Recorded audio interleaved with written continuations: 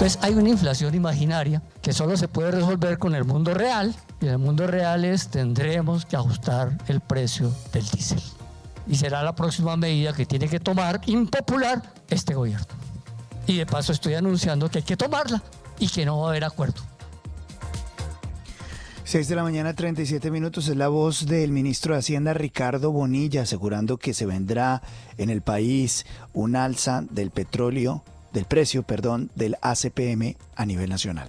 Está con nosotros el director del Centro Regional de Estudios de Energía, CRE, y exministro de Minas y Energía, el doctor Tomás González.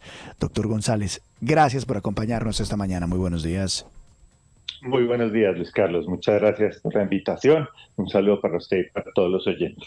Doctor González, quisiera preguntarle cuál es su reacción. ¿Qué fue lo primero que se le vino a la cabeza cuando escuchó estas palabras del señor ministro?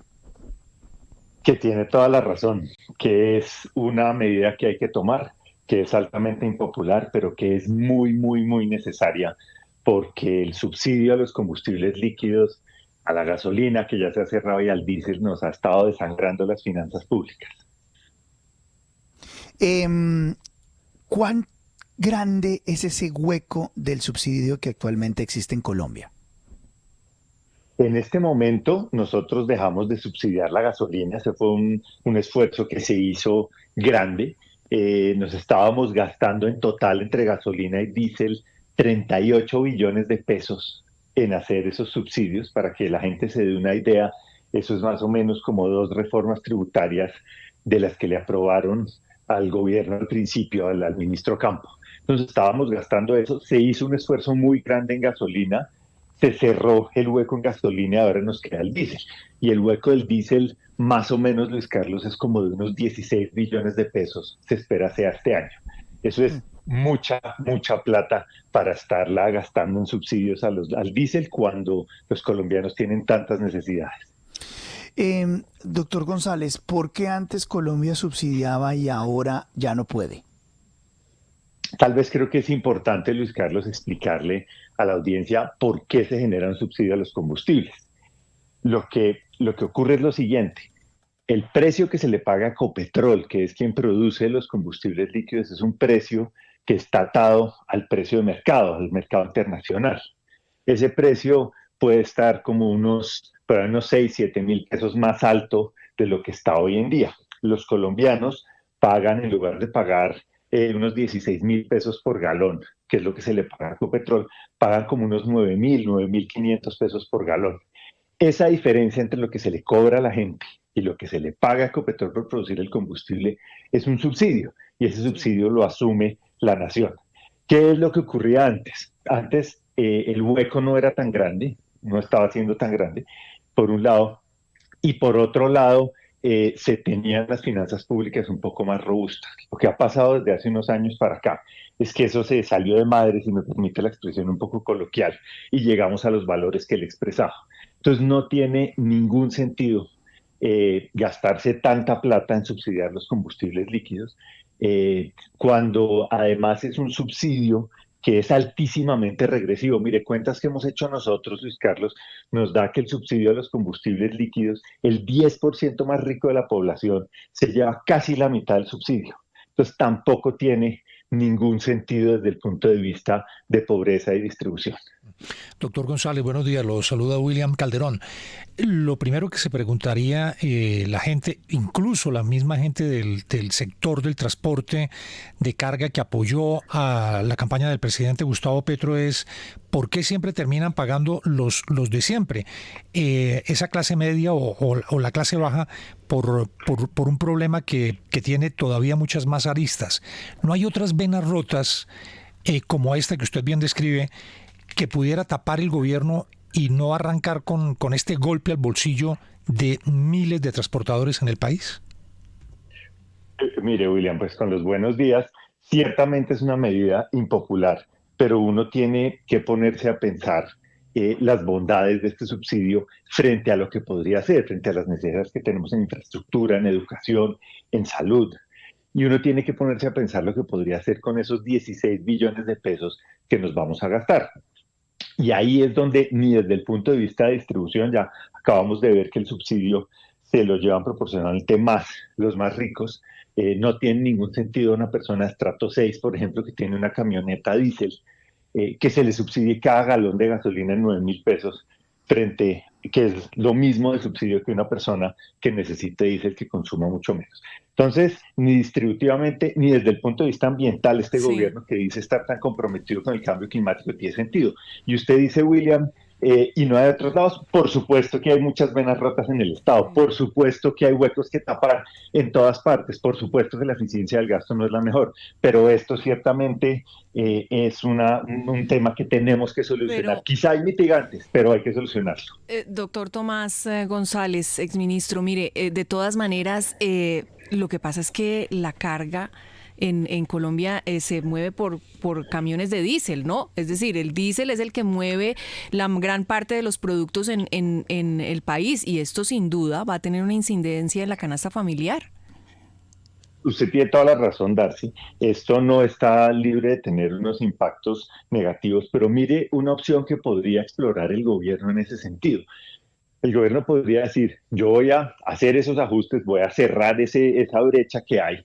Y lo que voy a hacer, si me ahorro 16 billones de pesos al año cerrando ese hueco, yo de pronto podría coger una parte de esos 16 billones y compensar y devolverle a la gente más vulnerable que va a estar más afectada una parte de ese incremento, o a los más pobres devolverles todo lo que les afectaría ese incremento para dejarlos indiferentes a la subida de precios. Eso tendría mucho más sentido, cerrar el hueco y ayudar a los más vulnerables, que simplemente seguir subsidiando.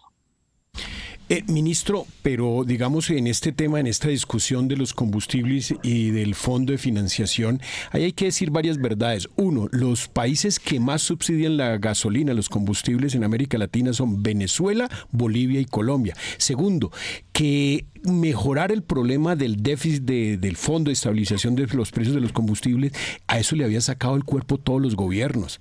Que este gobierno le paró, como quien dice, se dice popularmente, le paró el macho a que dejaran de cruzar las utilidades de Ecopetrol con el tema de los subsidios. Y que ese tema es quizá lo único bueno que ha hecho este gobierno en ese sentido. Yo creo, como usted lo dice, Fernando, que el gobierno se encontró con una decisión que le toca tomar que no era la que hubiera querido tomar. Y es cierto que gobiernos anteriores subieron menos el precio. Lo que pasa es que al final del gobierno pasado se abrió la brecha, hubo un aumento muy grande, muy rápido en los precios internacionales y no se hicieron ajustes rápidamente y el hueco fue creciendo. Y llegamos a lo que estamos. Entonces a este gobierno no tuvo opción, como usted bien dice, no tuvo opción, le tocó cerrar ese hueco y le toca hacerlo ahora. Y mire que es muy bueno, en cierto sentido, que le haya tocado a este gobierno por una razón. Porque yo creo que difícilmente, por ejemplo, el ajuste que se hizo en el precio de la gasolina lo hubiera podido hacer un gobierno distinto a este. Y mostró que sí se podía. Entonces, es una realidad que no nos gusta, es una realidad que tiene impactos, va a tener algunos impactos sobre la inflación, pero es una realidad que tenemos que enfrentar y cerrarla, porque como usted bien lo acaba de decir, si uno mira unos datos que revisamos de 168 países, Colombia es el 152 en precios de combustibles. Nosotros estamos en la mitad del promedio mundial. Entonces estamos bajitos y nos toca hacer el ajuste.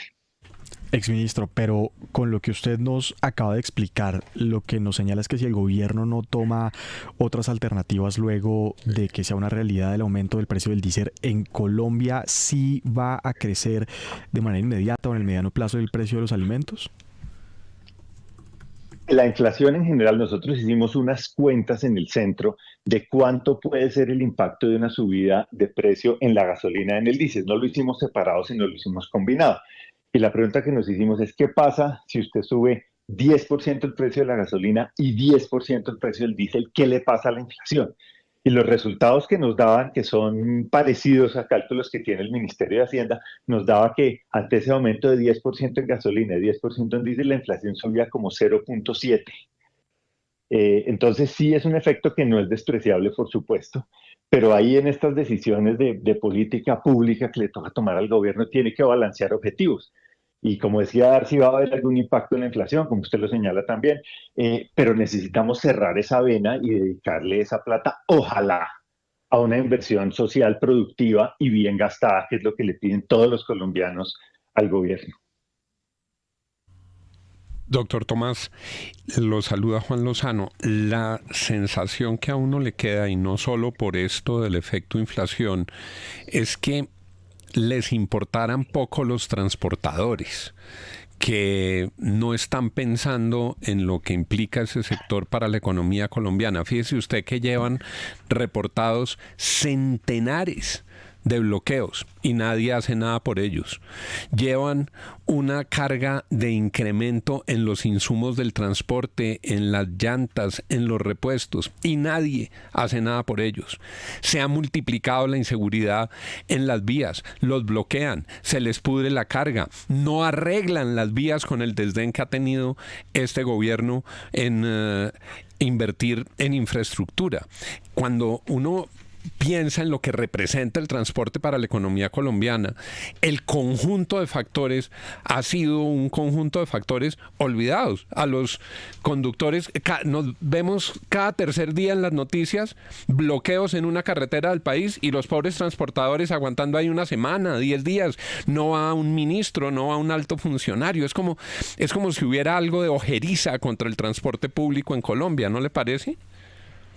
Pues yo creo, Juan, que es posible atacar los dos frentes de manera independiente. Usted puede hacer el ajuste, recuperar esos recursos que le está yendo a sus subsidios y utilizar una parte para mejorar las condiciones de los transportadores.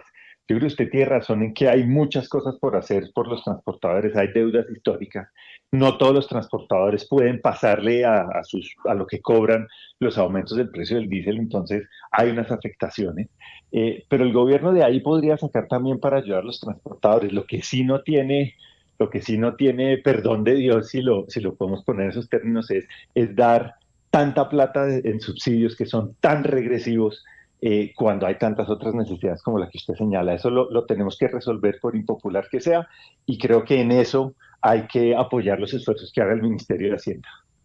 Pues muy interesante este análisis de alguien que conoce enormemente el tema, por supuesto, y que nos lleva a entender mucho más qué es lo que está pretendiendo esta administración con el alza del precio del ACPM.